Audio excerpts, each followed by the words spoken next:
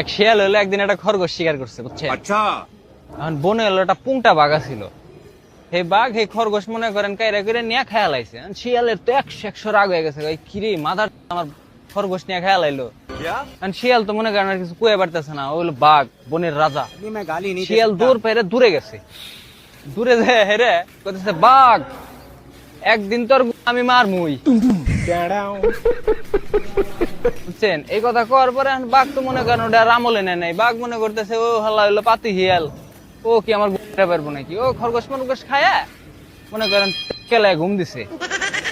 যাই হোক, কয়েকদিন পরে এরকম এক গাছতলা, বুঝছেন, বাঘ হইলো দুপুর বেলা ঘুম পাড়তেছে, দাঁড়ছে। अच्छा শিয়াল আবার দূর দিয়ে যাইতেছে, দেখছে যে বাঘ তো হুয়ে রয়েছে, ও তো পাইছে চান্স। শিয়াল করছে কি, আইসা হেরা নিজের লেজ বাঘের পাছায় কতক্ষণ গই সে দৌড় দিয়ে ফাঁকে গেছে।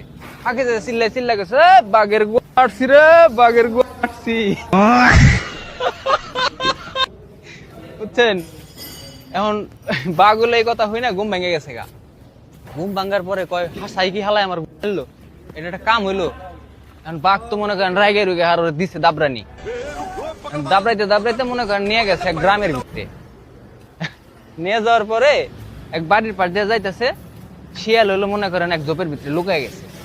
আর বাড়ির পাশ দিয়ে যখন যে বাড়ির পাশ দিয়ে যাইতেছে, বাড়ির মালিক হলো মনে করেন খবরের কাগজ পড়তেছে, বুঝছেন, খুব মনোযোগ সহকারে। भाई यहाँ पे क्या हो रहा भाई এখন বাঘ হলো শিয়াল রে পাইতেছে না।